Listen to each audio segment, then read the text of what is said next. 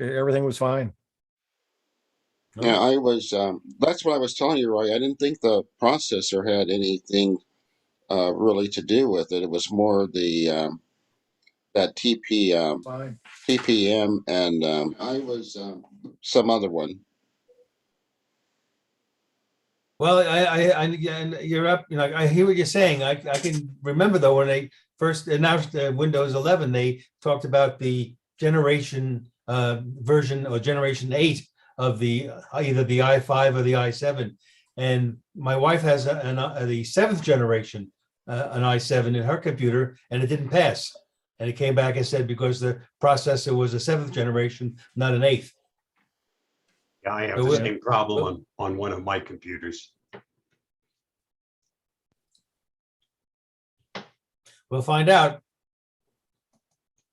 But Huey's got it installed. It is working on his computer. So. Yeah, it's definitely working, and we're working well. Took about 2 hours to upgrade it, and it came with 20H2, and I didn't bother going to 21H1 first. I just went right from. Oh, and it was Windows S and Windows 10 S, and I had to turn off the S, and so it's Windows Home now. For those of you the who student version, right? No, no, No, that means you have to buy stuff from the store. Yeah, S was limited what you could run on it, and you can turn that off. Once you turn it off, it's off for good. And I did that, and then I did the update. Was that a Geo book? No, it's a Stream 11 HP. Okay. HP. Yeah, because I'm on Best Buy's website, and the only thing I can find under $300 is something called a Geo book. Now look for Stream 11. I think they also have a Stream 14, but that just means it's a 14-inch. Yeah, and the two, and the other two, the Asus and the other one that were 219 were, I think, 13-inch. This is an 11-inch. Not touchscreen at all. And it's obviously because it's not touchscreen, it's a clamshell instead of a 360. Okay, yeah, I just found it. So if you are signed on our live stream, we're just having a social chit chat till 9 o'clock. The show will start at 9. So that's what we're doing. So if you're over there on our live stream, we're just having a social chat right now till 9 o'clock. So Till the top of the hour. Till the top of the hour, wherever you are. Is there anyone here for the first time? Please introduce yourself. I see a lot of familiar names. Mm-hmm. We don't bite. Might nibble a little. Unless requested. Yeah, and it's a good time to ask any questions. If you've got any questions you need some help with, you want any, to talk about anything, just let us know, and we will do our best. We have a good panel here today, and we can answer any questions. Or yes, go ahead, Bill. Any news on the glucose monitoring watches? We talked about that last Thursday on Tech for Senior Live. Was it Rockland? I can't remember the name of the company. Rockland, the company that makes the sensor for glucose monitoring, had a big article last week, and the sensors are all done and everything is there. They're ready to go, and they make the sensors for Apple. So the question is, when will they put this? So the technology is all done. It's all waiting. Rockland has the sensor ready to go. The question is, will Apple put it in the will the Apple Watch 7, and will Galaxy put it in? And are we going to start to see the sensor come out now? And I don't know the answer to that. Okay. But the sensor and technology is all done. And has it been FDA approved? I don't know. I can't remember. That's what we need to know. Yeah, I can't remember. I don't think that's going to be a problem from the indication on the article. It looks like it's reproducible, solid data that they're able to do. So the question, the problem with Apple is Apple, they tend to not like cutting edge technology. They may be waiting for someone else to sort of do it, get into trouble or figure out all the problems, and then they'll bring it in their, their next watch. I don't think they need to. So I don't know. I mean, it just depends who wants to be first, right? So Carl, go ahead. Unmute yourself. Yeah, I keep clicking it, but I wasn't aiming right on mute. Does anybody know if you can still upgrade a Windows 7 version to 8 or whatever? Because I think you have to go from 8 before you could go to 10. No, you can write No, you- right to 10. Oh, 7 to 10 is okay. It's still available. Oh, is that right? To upgrade from 7 Yes. to 8? To To 10. 10. Oh, 7 would to that 10. be on from 7 to 10? Yes. Okay, I think I think that makes sense now, because I think the problem I had going, it's a desktop and it's got some stuff on there that I don't, I haven't used it in so long. It's like you don't know what you're missing. But I'm curious now what's on there. And I think when I went to upgrade it, I didn't have enough memory. That's what it was. Thank you.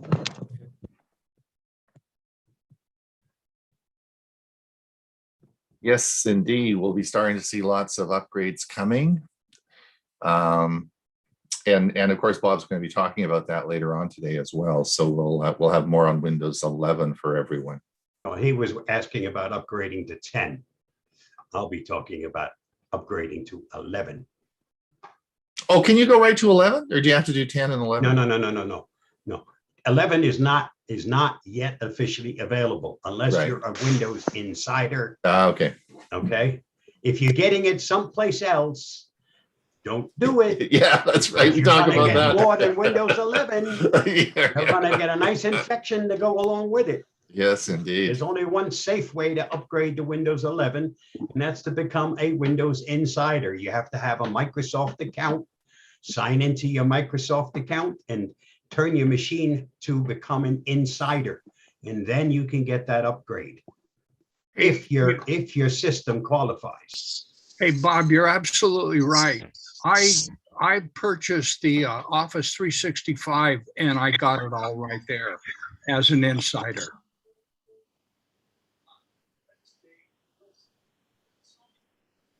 You're talking about Office. there's We're no talking cost about, for insider. right, we're talking about Windows 11. Yeah, that's what I'm talking about. Microsoft Office 365 Professional. When I bought it, it comes with all the updates with Office 11.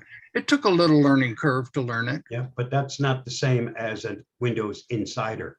A Windows Insider is a beta tester for Windows, for the Oh. Windows operating system, okay?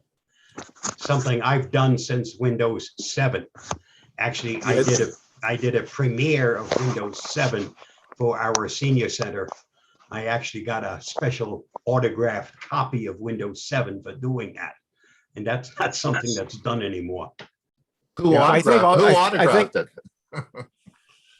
Mr. Microsoft.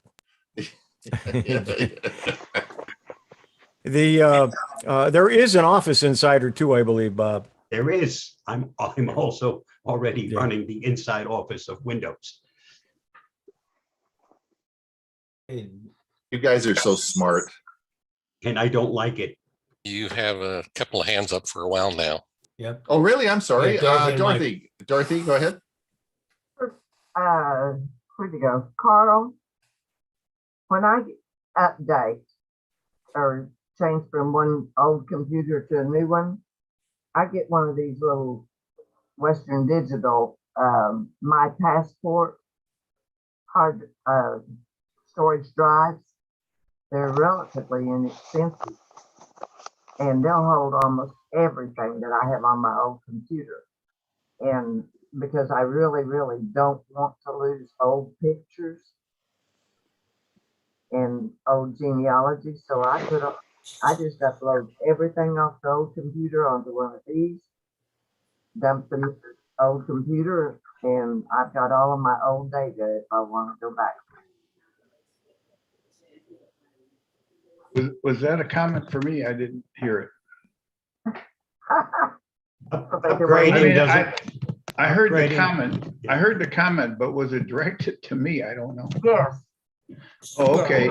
Well, yeah, I did an upgrade on my SSD drive, which I'll talk to after the meeting. And, but I do have backup drives, but they're all the old hard drive backups. In the future, I'll be buying SSD for backups for sure. But I just saw an ad for a 5 terabyte SSD for under $100. Mike has his hand up.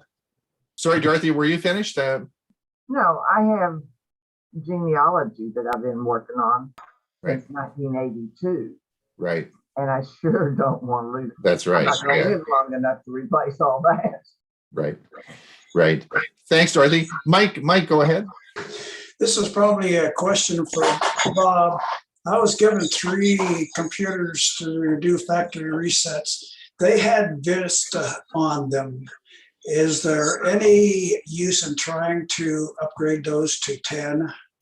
Not Vista, no. Okay. Those would be pretty old computers Yep. too. Now, what you could do, Mike, where did Mike go? Mike, what you could do, you could put the Chrome OS on there, and you could make them Chrome. You could make those Chromebooks Or Linux. or Linux. Linux or Chromebooks would be Chromebooks or Linux would do really well with those machines. Okay, thank you. I mean, they could run Windows 10. I don't know what kind of architecture is on those computers, just because they're running Vista, but that's a pretty darn old machine if it's running Vista. It is. So you're probably better off with either Linux or Chrome. Right. Dave Gerber, go ahead. Yeah, Ron, I just wanted to ask you to check your chat box. Check the chat box. Yes, that's it. Check the chat box. Let's see here. Not an organ. I wonder what will happen if I connect my Oculus PC during this session. Can I add you as a friend on Oculus, and how? Yes, you can. You could certainly watch. That'd be a blast day watching Tech for Senior with your Oculus. I'm going to do that. Oh, you got that. Oh, you've got the cable and everything. Yeah, sure. Well, of course, the browser is right in Oculus, so you can just go into the just go in there, and you can certainly. Is it? What's the browser? And the browser is in there, and you can just you just watch us Sign there. in. You can either, and you could, if you can't, you probably wouldn't be able to do the Zoom thing because you need your PC to connect to Zoom. I'm not quite sure if you could do that, but certainly you could do the YouTube. You could, but you could also just do a YouTube. Just go on YouTube, and YouTube Live would be there, so you could just do it through YouTube. Go ahead, Carl. Yeah, I got a quick comment. I just looked after that comment about looking at chat, and I see in here a commercial for insurance in the chat, a link. I just checked on it. How is that happening? No, I think we were talking earlier about this device, the Ting from Farm Insurance. State Farmers. State Farm Insurance. So we were yakking about that earlier on in the session. Not a commercial. It wasn't a push commercial then. No, it was a giveaway being offered by those that are State Farm and own their own home for a device that they were giving you free for 3 years. But you can't live in New Mexico. No, you can't live in New Mexico. Unless you live in New Mexico. They show you a list of what states are eligible. Mm-hmm. I got it. Thank you. I would imagine it probably has something to do as well, where your power grid comes from. Probably the software that's monitoring it links into some sort of generic power grid software or something like that. That's probably why. Where do you buy your power from, Bob? Do you guys get it from E&M? Okay. He's got a large stick. It sticks up in the air. Yeah, It goes right. around and around and around. Actually, I wet a finger and go outside and put it up and lighten it. Yeah. Oh my gosh. Yes. Somebody Carl, else your had hand is still coffee up. this morning. Hey, Huey, is that Starlink on the large stick at the end of it? Yeah, no, but Bob's waiting for Starlink to be available for him. Yeah. It's not in New Mexico yet, eh, Bob? I thought it was pretty much. Still awaiting. No, it's available, but not, well, I can sign up for it and they'll let me know when it's ready. Oh. Hey, quick question. What's, somebody mentioned my hand was still, is the protocol It's to down take your now. own hand, is your protocol to take your own hand down? Yes. Yes. Yes. But if you don't, I will. So not to worry. Just one last thing my aging mind has to remember to do. What do we got? Just 2 minutes left. Okay. 2 So minutes. we're just about ready to roll. Bob, what are you using for a background? That is a background that the Avast has in their lab, and it shows them where the attacks are coming from and where they're being directed at. That's actually a live board that I took a video of when I was there. Thank you. Mhm. All right. We have one more minute, then I'm going to mute everyone. And what do we got now, Bob? 77, 70, 79. Pretty good. Pretty darn good. So that's excellent. We will be muting everybody shortly, and we will. Looks like there might be a few people on watching the Olympics this morning. I'm Yeah. sure. My wife is one of those. She's glued to that TV. I was gonna get them to pause the Olympics for our hour that we have Tech for Senior, but they weren't gonna go for that. All right, it is 9 o'clock. Let's mute everybody. We'll share the screen. Share my screen. And we will get going.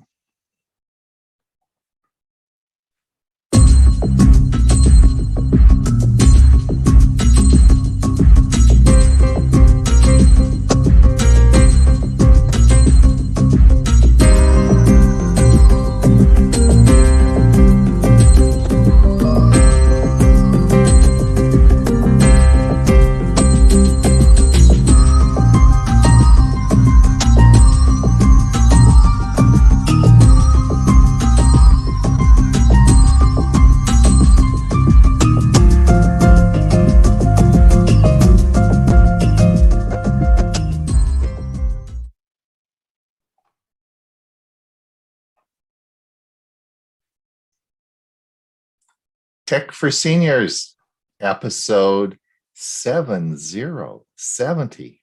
Oh, wow. 70. This is July the 26th. We have now we have 80 people in the audience. Thank you so much, everyone, for coming.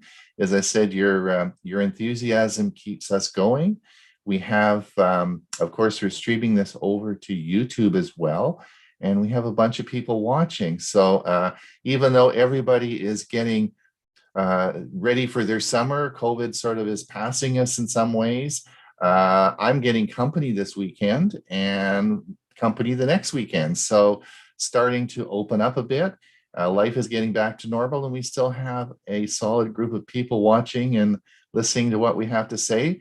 I think that's probably based on the great people that we have working on the show every week, which is really, thank you to all our staff and everybody that puts the thousands and thousands of hours into making this show with all the programs that we've written, all the articles. Last week we talked about YouTube Premiere. And I talked about going back and looking at some of the content that we have. And it was a huge success. Thank you. We had over 60 people not necessarily watch the show initially, but watch the show. And one of the concerns that I've always had is that we've made, and literally thousands and thousands of hours that all of us put into making these videos, and we do this because we want them used, and we want you to use them in your clubs. We want to use them in your computer clubs. We want them out there for you.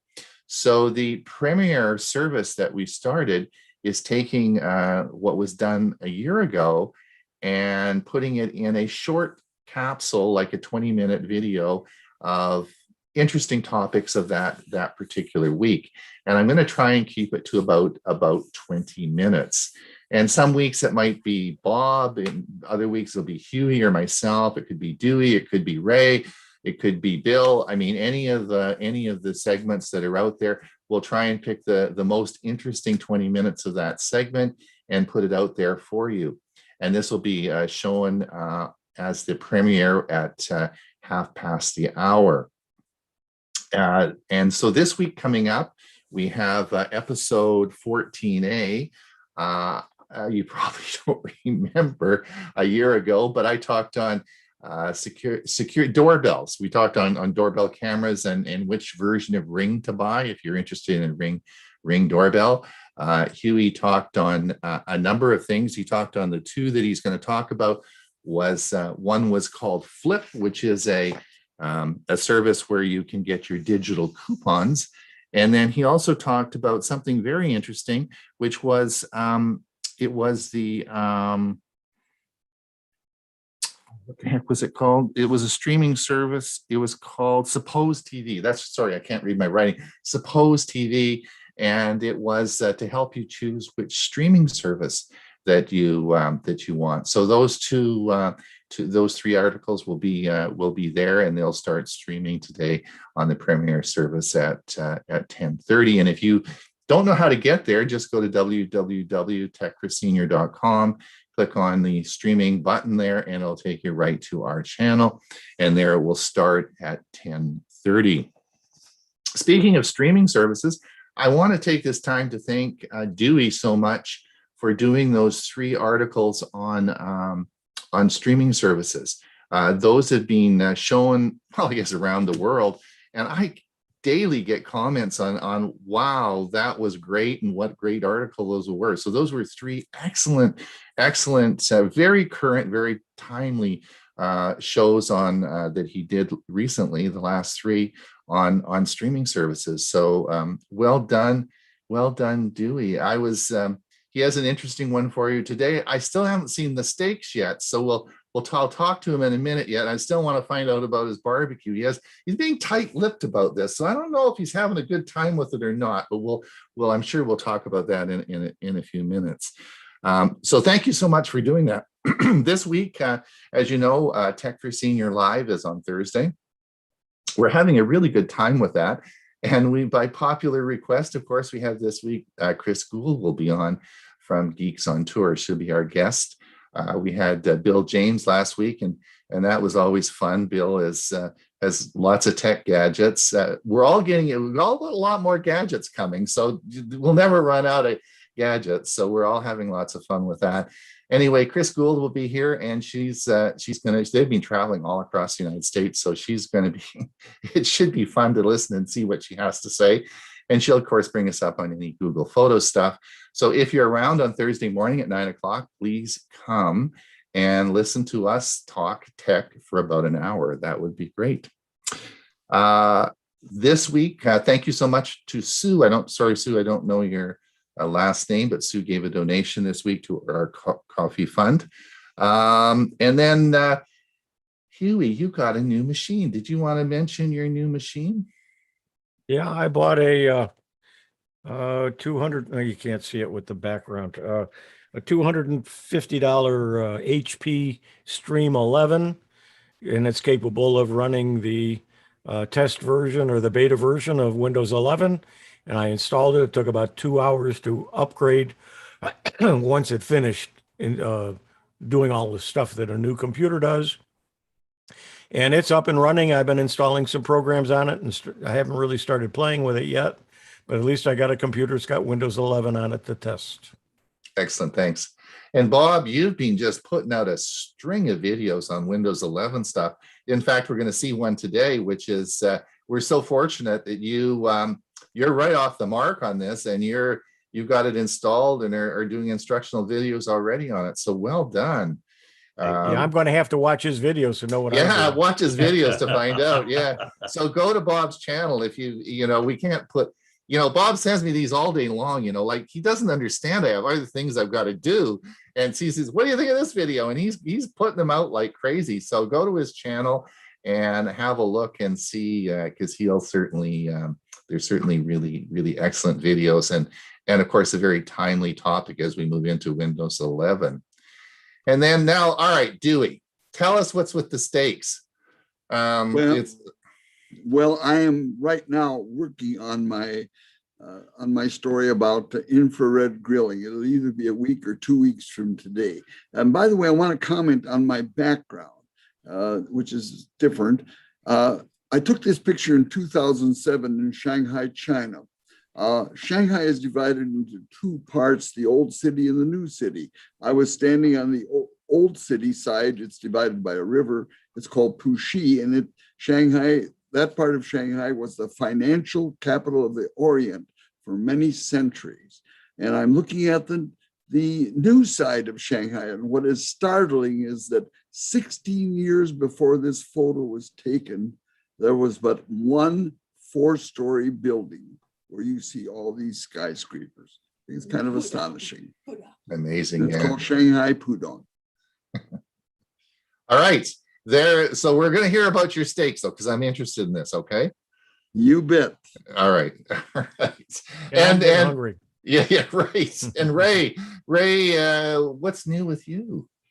Well, I'm got my video editing class done. Oh yeah, So now I'm gonna maybe stop by on Thursday and watch you guys and see what that goes live, and give me a chance to catch up on a lot of things. Okay, excellent. You're on. We'll certainly invite you. That's good. What I was going to ask you, what software did they use for the video editing? OpenShot. OpenShot. Okay. It's free. Okay. And Bill, are you? How many more devices did you buy this week?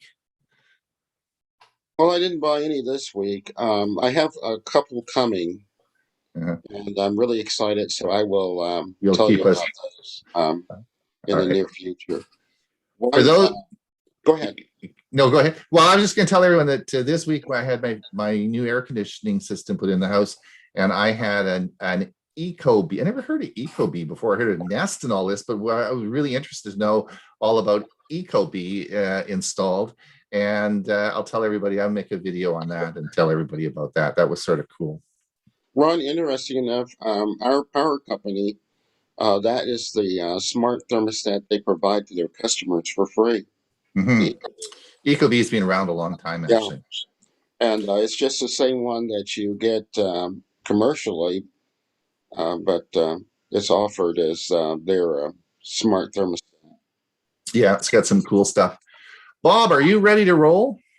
Yeah. I think that we need to get on with the show.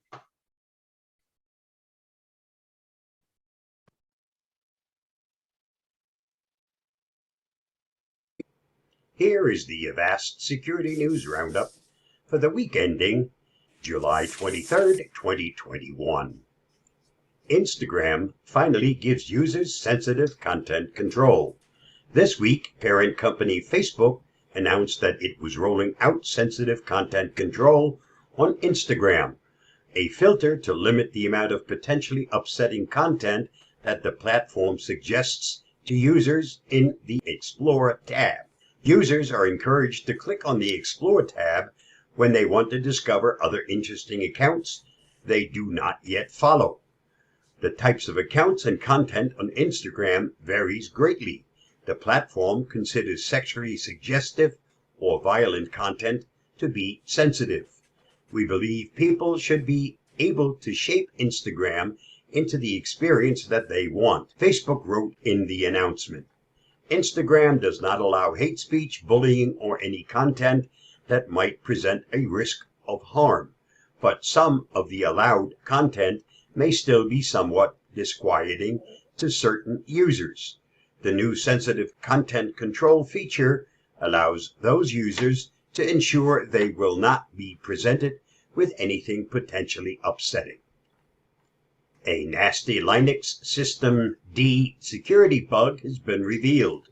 A vulnerability in Unit Deserialized of System D allows an attacker to supply arbitrary state across System D re-execution via notify access. This can be used to improperly influence System D execution and possibly lead to root privilege escalation. Affected releases are System D versions up to and including 239. Successful exploitation of this newest vulnerability enables any unprivileged user to cause a denial of service via a kernel panic. The attack can be done by a local attacker mounting a file system on a very long path. This causes too much memory space to be used in the System D stack, which results in a system crash. That's the bad news. The good news is that Red Hat Product Security and System D's developers have immediately patched the hole. If your distro is affected, patch it as soon as possible. The FTC unanimously backs your right to repair your own devices. Following an executive order from President Biden on 7/22/21, the Federal Trade Commission voted unanimously to adopt a new policy designed to support the growing right to repair movement. The FTC says it will also scrutinize repair restrictions for violations of the antitrust law that may violate the Sherman Act or promote monopolistic practices. On top of that, the FTC says it also plans to examine what kind of repair restrictions are unfair and will analyze any material claims made to purchasers in order to determine if these practices are in violation of the law. And as a matter of practice going forward, the FTC claims it will use an interdisciplinary approach to use more resources and a wider range of expertise to better tackle unlawful repair restrictions, both federally and at the state level, with help from local officials. The FTC has a range of tools it can use to root out unlawful repair restrictions, and today's policy statement would commit us to move forward on this issue with new vigor. It remains to be seen how big tech companies like Apple, Microsoft, Samsung, and others will respond to the FTC's new policies. Hackers tricked Windows Hello facial recognition technology.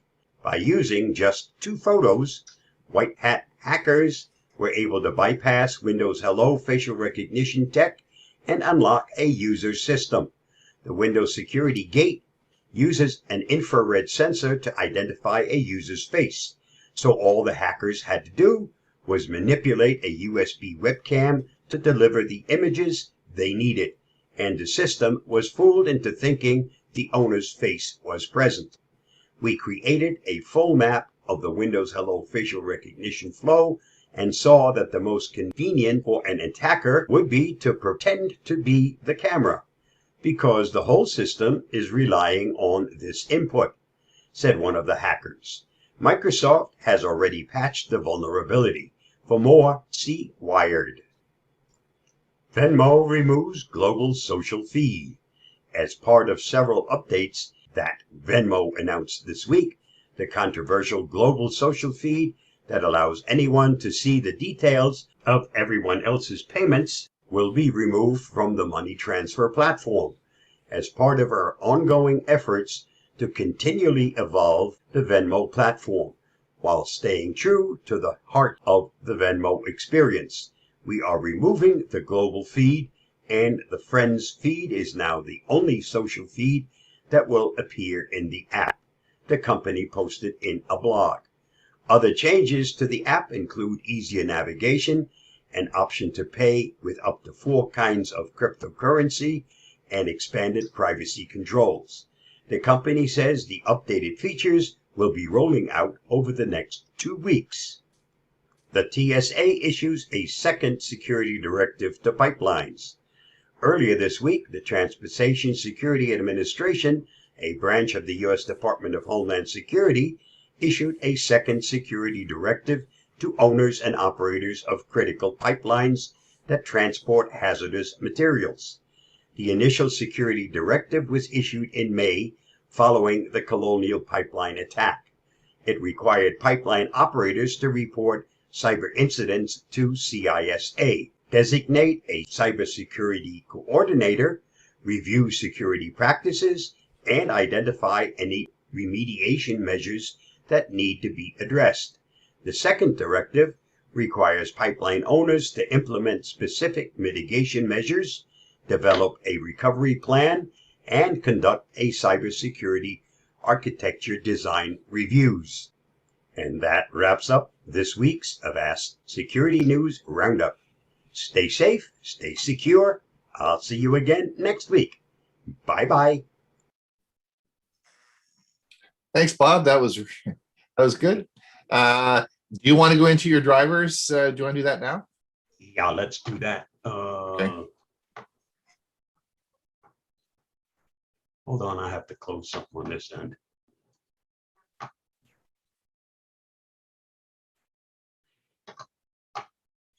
I said to Bob, I said, I want to put my driver's license on my phone. Bob says, you better watch this video first. So we'll see what he has to say.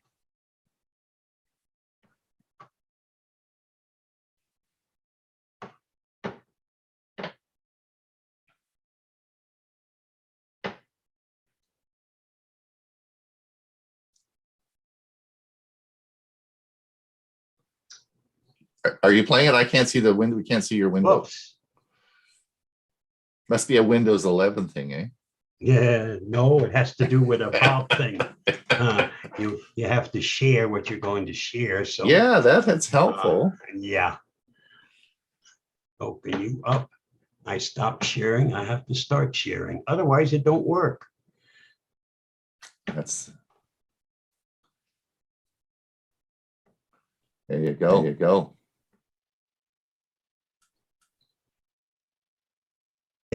Is storing a digital driver's license on your phone a good idea? Moving to an entirely digital wallet makes a lost or stolen phone an even bigger headache. One of the less publicized features of the upcoming Apple iOS 15 is the ability to add your driver's license into your Apple Wallet. Without a doubt, it will be very convenient to store your digital driver's license alongside your proof of insurance and credit cards on your phone. It would also certainly be great to seamlessly scan your boarding pass and your ID when going through a TSA checkpoint at an airport. So what else should you consider when deciding if you should use this new feature? Many privacy experts have expressed concern that the increased ease of identity verification could lead to more vendors requesting ID from their customers. This would create another data point that companies or governments could use to track you online. Another concern here is that big tech companies will further embed themselves into our daily lives. If at any point digital identification becomes a requirement, you would need to own a smartphone. Finally, by collecting all your important personal information and documentation on your smartphone, you would be risking losing all that information at once in the event of a breach. From a risk management perspective, this would be like putting all of your eggs in one basket. In order to better protect yourself, you would want to diversify where your personal data is stored, so a mixed digital and physical storage may be your best bet. There are data breaches from governments and corporations in the news. Identity Force reports that there have been 31 data breaches so far this year. It is possible that the proliferation of digital identification and businesses requesting proof of identity will introduce a lot more opportunities for cyber criminals to steal this type of sensitive personal information. Let's weigh the pros and cons of backing up your license. Some states in the US already allow digital driver's licenses, but still require you to carry a physical copy. It's clear that we are not far from being able to replace a physical wallet with a smartphone. But just because you can do something doesn't mean that you necessarily should. On one hand, having both a digital and physical copy of your driver's license ensures that you have a backup if you lose one copy. On the other hand, having two copies of your driver's license could present additional opportunities for your ID to be stolen. If you moved to an entirely digital wallet and lost or had your phone stolen, that would be an even bigger headache. It's all about personal preference, and you should consider the trade-off between risk to your privacy and convenience when you are deciding whether or not to supplement or replace your physical ID with a digital version. Ultimately, we will all need to weigh our options and find the right solution that works best for us. Stay safe, stay secure, and I'll see you again soon. Bye-bye. Yes, lots of options for us, right? All right. You have to weigh. Yeah. Well, also with good all against the bad, right? Yeah, all the new cars you're buying now, they have the Apple, your phones will be starting the car as well. So it's getting more digital for sure. All right, let's see. I guess so. We're gonna have a look at what Dewey has to say today. Sadly, it's not about steaks, but I'm sure that he's got some really good talk for us today. We'll just share this and get going here.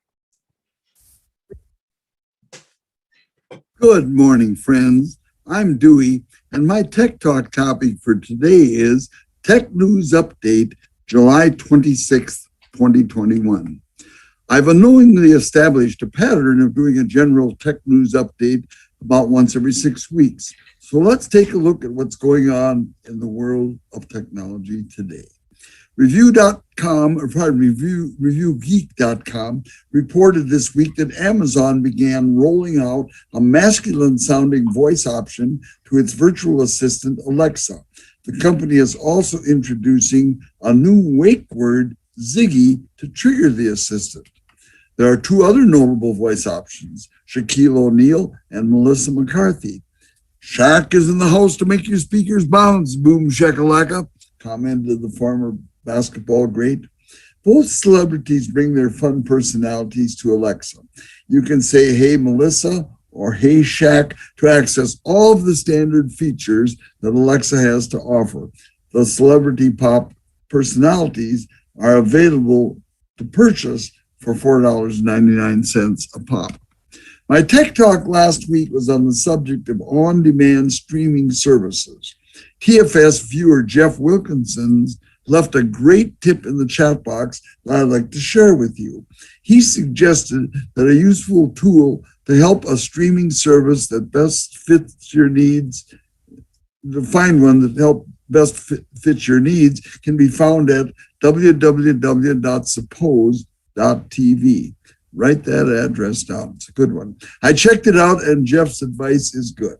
However, if you tend to have expensive needs, be prepared to pay. I have 3 streaming services, and I pay a fair amount more than $47 or whatever. ReviewGeek.com also reported that Wyze is expanding its new home monitoring system with leak and climate sensors. These sensors require the Wyze home monitoring core system to act as a hub. You can't buy them standalone and make them work, though Wyze says such an option might be in the works. Kind of interesting. The new Wyze Sense leak sensor, that's a mouthful, is competitively priced at $29.98 for a 3-pack. WISE leak sensors have a 500-foot range and can be placed anywhere leaks are likely to occur, like underneath sinks, dishwashers, and so forth. The included WISE sensor probe is designed to go anywhere, catching leaks in impossible to reach places. The new WISE climate sensor is $24.98 for a 3-pack. Like the leak sensor, it's an accessory to the WISE home monitoring system and works with the WISE Sense Hub.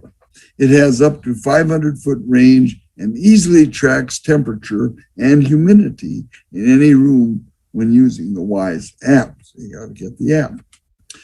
2 months ago, I did a tech talk on the importance of seniors who have a significant hearing loss choosing hearing aids as a solution to their problem.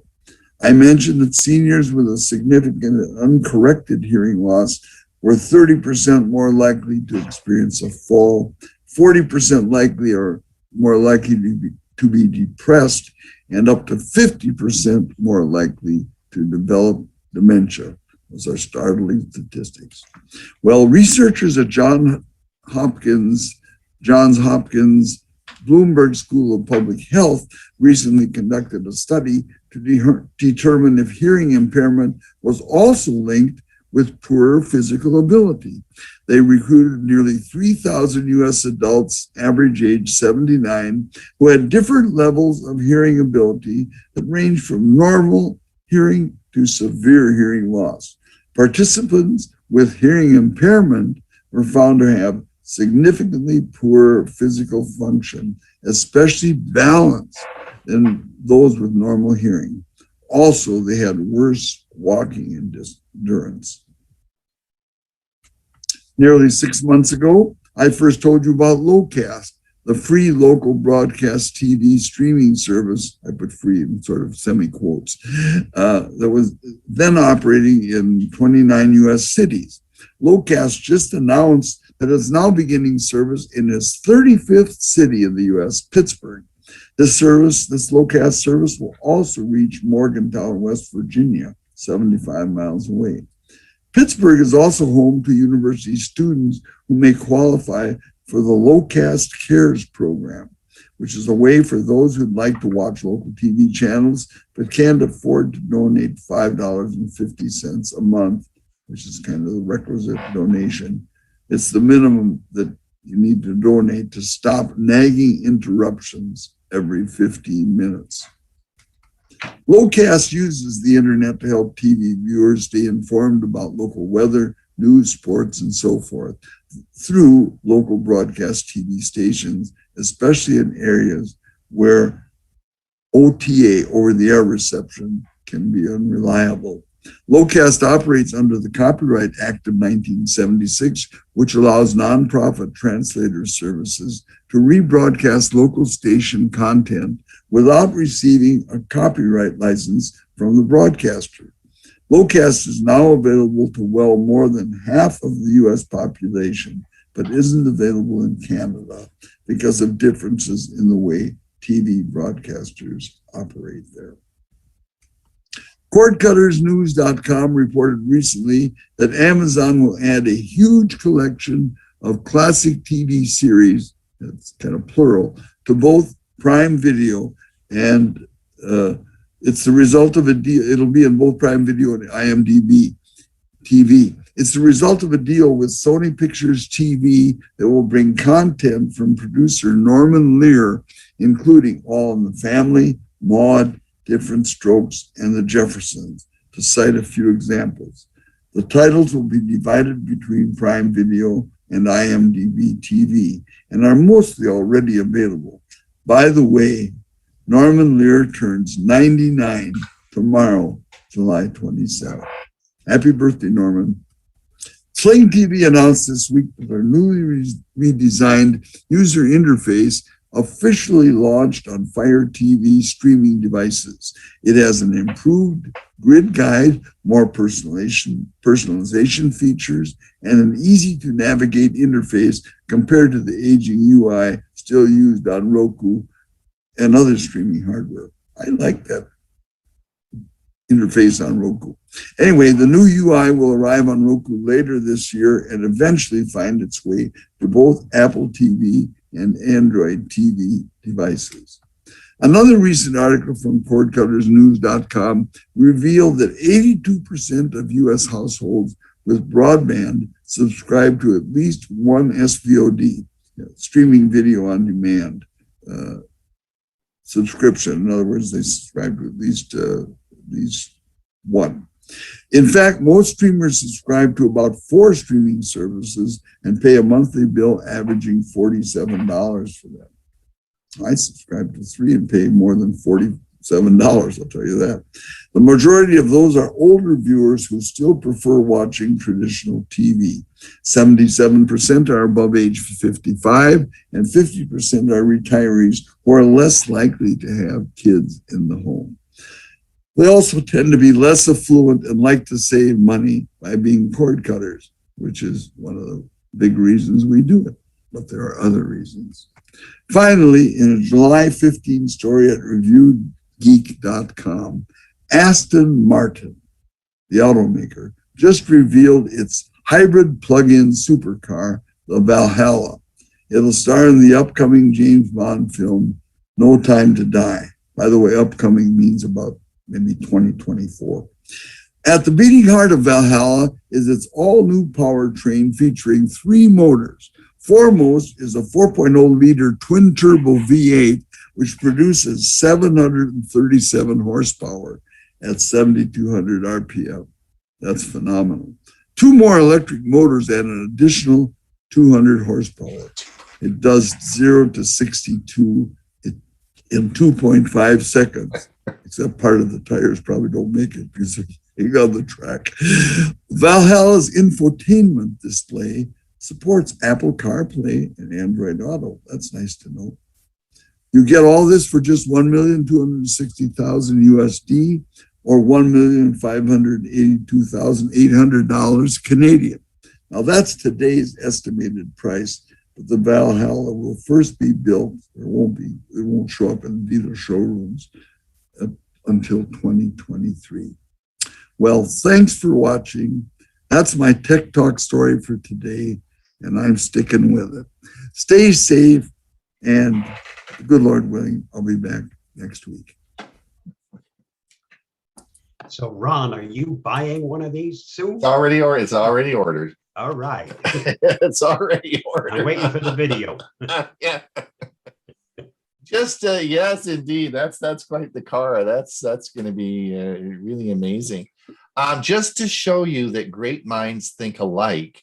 I had no idea that Hewie or Dewey was going to talk about Suppose TV. Well, Suppose TV is exactly what we're playing. Hewie did, of course, a article on it and about a year ago, and it's on the Premier Service today. And that's one of the things. Hewie's segment on the Premier Service today is on Suppose TV, which is, and I had no idea. So it just happened that way, right? Amazing. So if you want to learn more about Suppose TV, listen today on our Premier Service. I guess we got Hewie now. You're up, hey? I definitely am. And let's see, I don't need this. That's the ad. Are you putting on State Farm ads now? Please like this video and subscribe to our channel.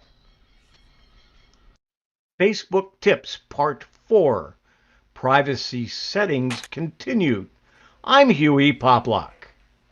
Today we're going to talk about privacy settings and tools and continue on from where we were from Part 3.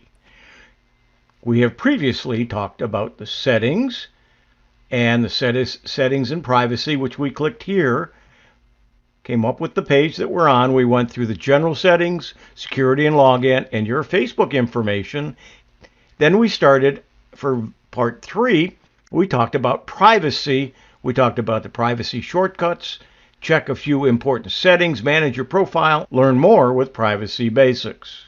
Today, we're going to continue with learning more about Privacy Basics, then go on to your activity and how people find and contact you. And how you get message requests. And we will complete the privacy section. Manage your privacy. Posts. How do I choose who can see photos and other things I post on Facebook? Let's open that in a new link so we can come back to this menu.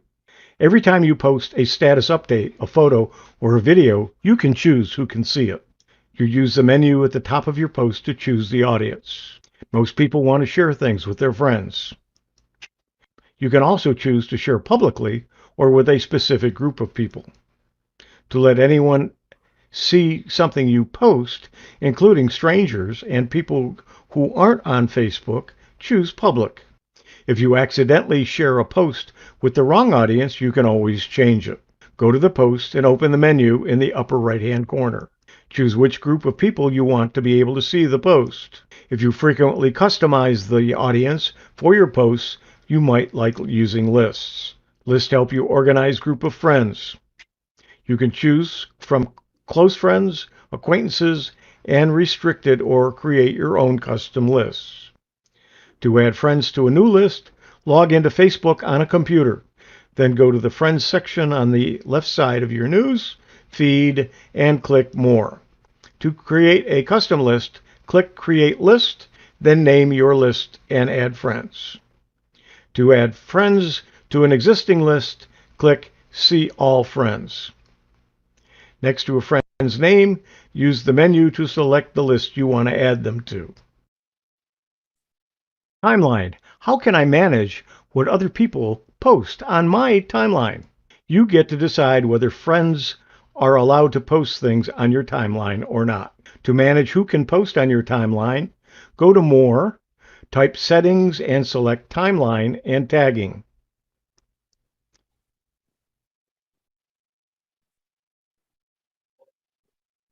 You can also decide whether you want to review posts that friends tag you in before they appear on your timeline.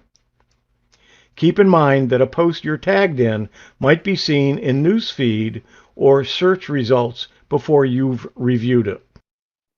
Newsfeed. How can I change what shows up on my newsfeed?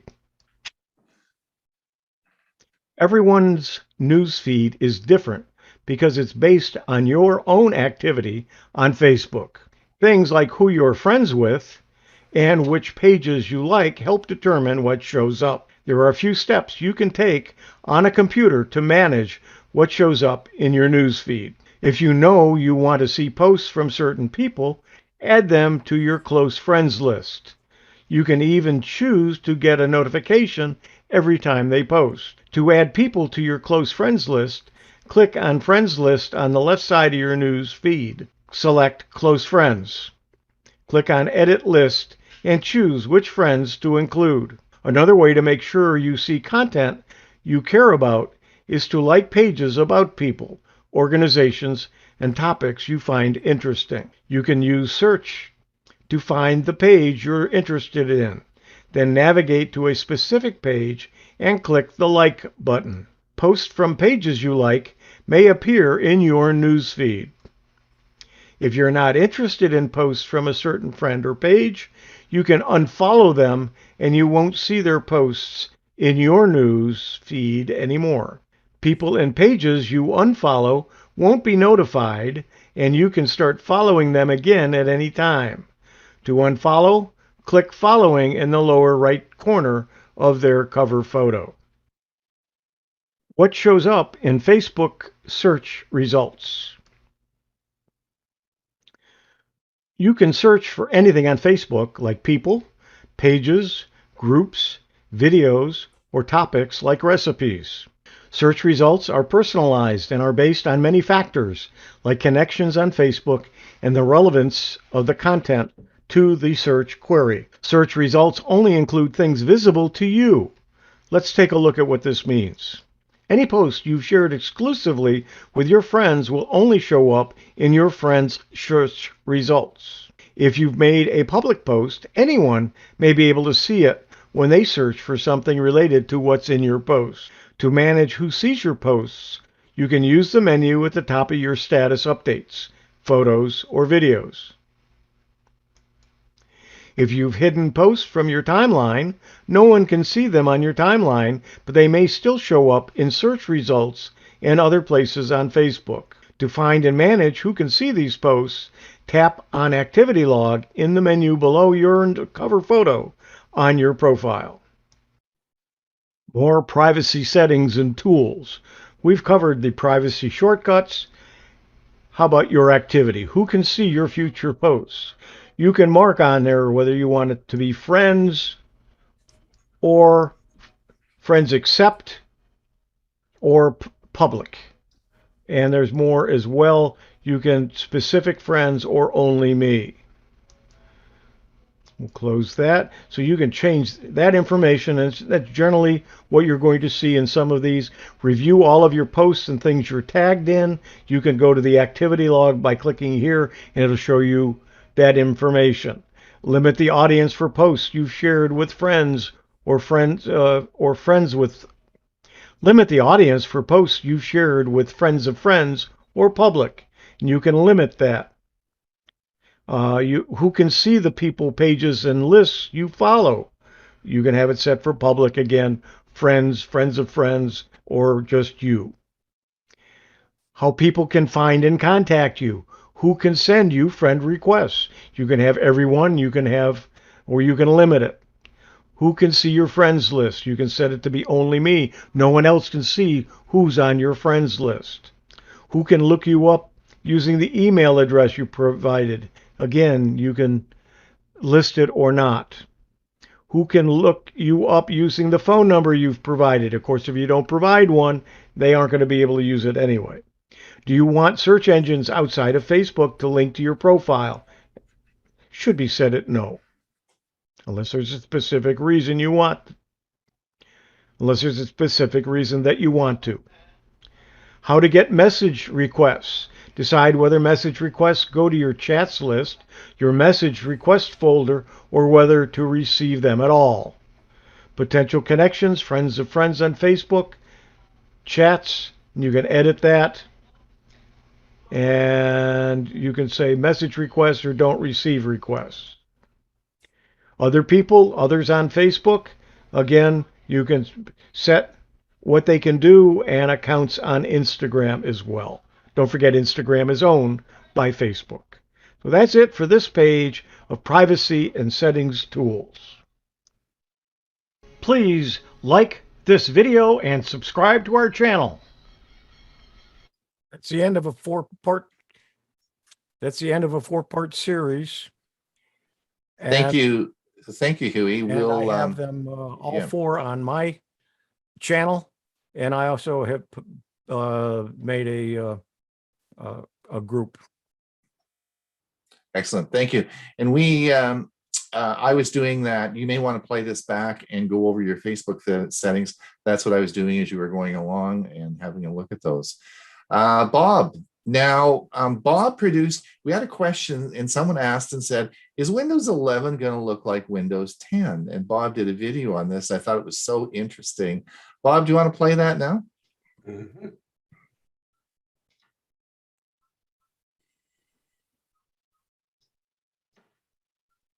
Question was asked, is Windows 11 different from Windows 10?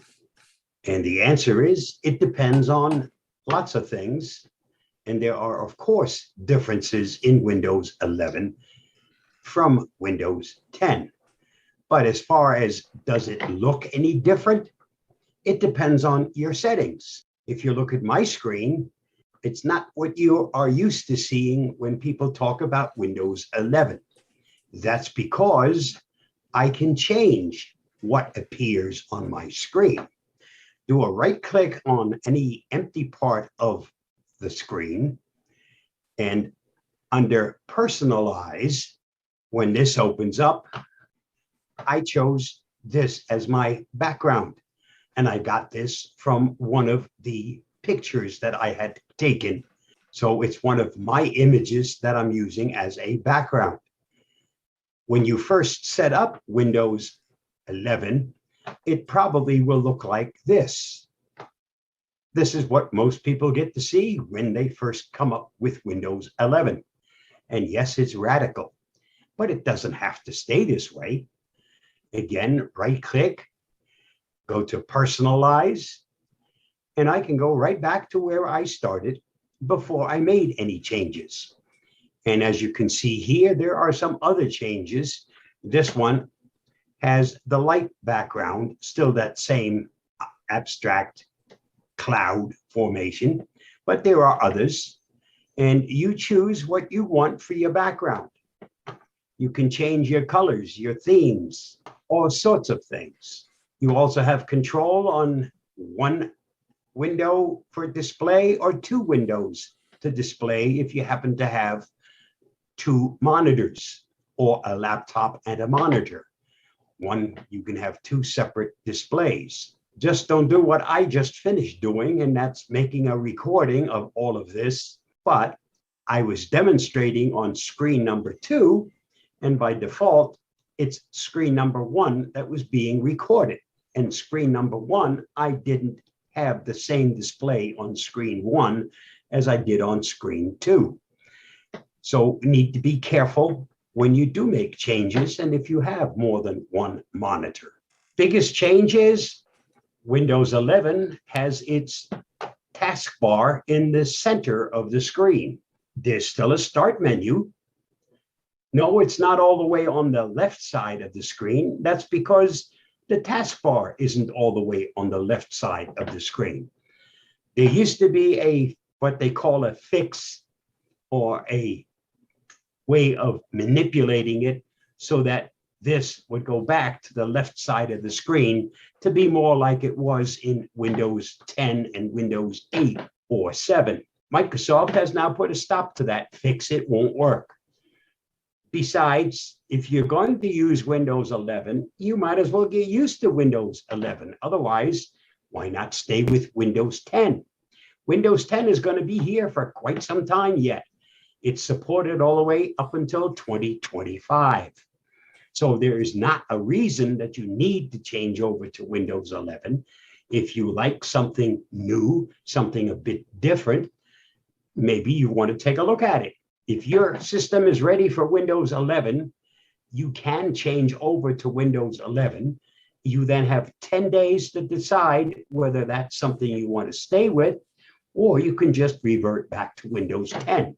So as I said, the big difference, your taskbar is in the center of the screen.